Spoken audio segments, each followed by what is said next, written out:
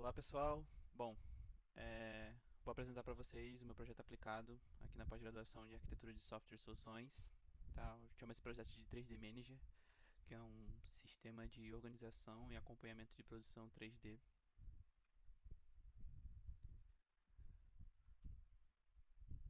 Bom, aqui eu vou passar um pouco pelo sumário do projeto, tá?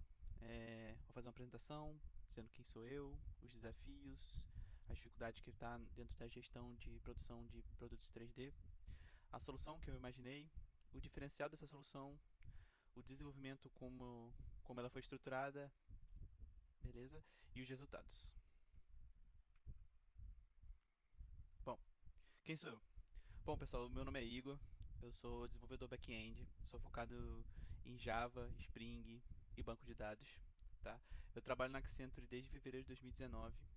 Já trabalhei em diversos projetos, tanto projetos com sistemas legados, com sistemas novos, tanto no desenvolvimento do projeto quanto em sustentação do projeto.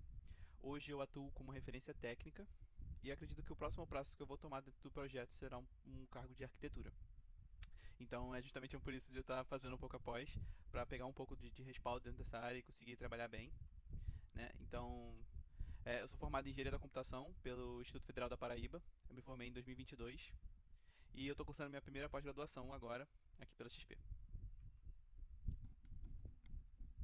Bom, sobre os desafios.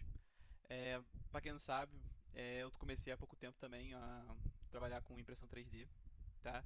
E já percebi alguns problemas quanto à organização dentro desse mundo, né? Muitos dos usuários, muitos empreendedores dessa área trabalham muito com planilhas e Excel para se organizar. E eu não vi uma solução viável para isso. Aconteceu de perder prazos, aconteceu de é, é, demorar para fazer entregas e é muito ruim, de verdade. É, e essa organização é um ponto crucial dentro da área, sabe? Porque você tem o tempo de produção, você tem o tempo de é, polir a peça, né? Que você faz o lixamento, você faz a pintura, dependendo da peça, para depois fazer a entrega. E aí os clientes também não tinham muito dessa visibilidade, que foi causando e que causa até um pouco de atrito dentro de quem compra com impressora 3D. E para melhorar esse ambiente, tanto para o empreendedor quanto para o cliente, eu pensei nessa solução. Essa solução, eu tentei centralizar os pedidos e a organização dentro de um sistema só. É, para esse projeto, eu pensei em duas visões. Uma visão do cliente e uma visão do empreendedor. O cliente ele vai consumir um marketplace lá, como a gente conhece mesmo, um carrinho para fazer os pedidos e tal. Dentro dos pedidos, eles vão ter algumas informações, por exemplo, o tempo que é para produzir, que demora para produzir, o tempo que o cliente, que o empreendedor vai conseguir mandar para entregar, e assim vai. Esse a gente trabalha com tempo médio, né? Porque às vezes pode acontecer algum problema. Então, a gente tenta deixar isso da forma melhor possível, utilizando algumas táticas de UX para até para o cliente ter uma visão melhor, né, e não ter nenhum atrito quanto a essas partes de data, né. Bom, o cliente ele vai poder realizar pedidos, acompanhar os status e interagir com o catálogo do empreendedor. O que o empreendedor vai poder fazer nesse sistema? Ele vai poder gerenciar os seus produtos.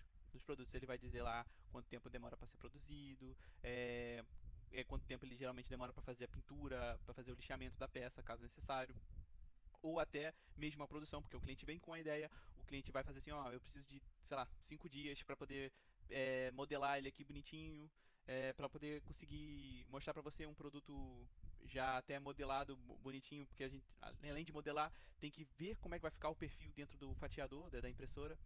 Então, essa é a visão do cliente, né? E atualizar o status. Essa parte de status é uma parte interessante.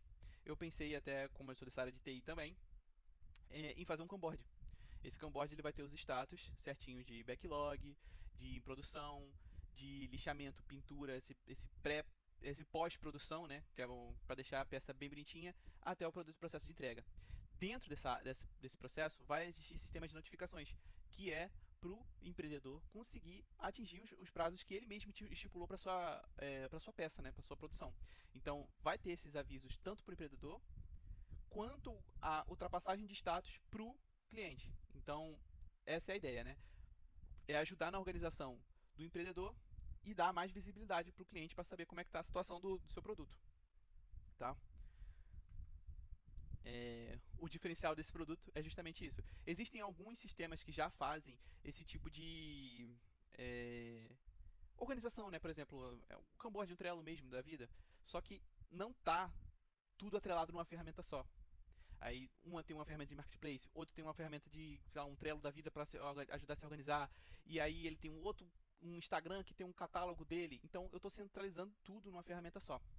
E aí a intenção dela é justamente otimizar o fluxo, ajudar numa gestão simples e visual de pedidos e separar em visões, tá? Bom, sobre o desenvolvimento do projeto, é, eu dividi a primeira sprint para revisar a dor. Como eu estou dentro dessa área, eu conheço alguns empreendedores. Eu aproveitei para realmente pegar as dúvidas e os problemas que eles têm e ajudar a criar esse produto, né? Então eu fiz a análise de dor e da jornada das pessoas, das personas, né? Eu fiz a definição dos requisitos mínimos, o MVP, é, fiz o benchmarking das soluções e o início da navegação de telas. Como assim, né? Eu modelei como seria o fluxo inicial para ser feito, né? A partir desse fluxo inicial, é aí que a gente começa a fazer a segunda sprint. Na segunda sprint, eu foquei numa visão mais arquitetural do sistema, né? Eu finalizei esse fluxo, pensei naquela ideia de duas pessoas, um para o cliente, um para o cliente do empreendedor e para o empreendedor, que eles vão ter duas funções diferentes dentro do sistema. É, e aí pensei em definir os fluxos certinhos, como é que vão funcionar as telas. É, a definição das interfaces, né, que foi isso que eu estava me referindo agora, e a definição de arquitetura técnica e modelagem dos dados e os seus relacionamentos, tá? E na terceira sprint, eu fiz o refinamento dessa prototipagem, né? Eu fui lá, adicionei os feedbacks que o orientador me passou, fiz a parte de é, funcionais e não funcionais, e fiz a finalização desse relatório, tá? Os requisitos funcionais e não funcionais. Já me fugi da palavra. Tá. Um pouco sobre os resultados, tá? Bom, as entregas técnicas que a gente viu dentro desse projeto, que eu vi dentro do projeto, né? Bom, foi o protótipo funcional com a interface dividida entre cliente e empreendedor, foi a definição completa da arquitetura, tá? A modelagem dos dados e fluxos de navegação, a estrutura de pastas e a documentação do projeto. Isso tá ok já, a gente conseguiu fazer essas entregas técnicas. E aí, a partir disso, a gente conseguiu enxergar alguns benefícios observáveis, né? É, como, por exemplo, a solução de um problema real, que pelas entrevistas, é um problema que a gente conseguiu encontrar dentro do modelo, né? Dentro da área. É, a organização via Kanban digital, a redução do tempo e trabalho na produção, e retrabalho, né, no caso. Visualização transparente dos pedidos por parte dos clientes e a melhoria da comunicação e do controle interno do negócio, tá? Quais são os próximos passos?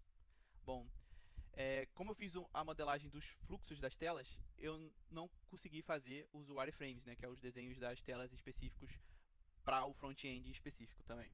Então, eu acredito que o próximo passo, assim que terminar as sprints, seriam esse wireframe. Depois seria o desenvolvimento do MVP, né? Para o MVP, a gente já tem no documento, a gente pensou numa solução, a gente fez a análise dos impactos, né? Dos mestres de força e impacto, e definimos que, a priori, a gente precisa de um painel visual de produção, no estilo Camboard.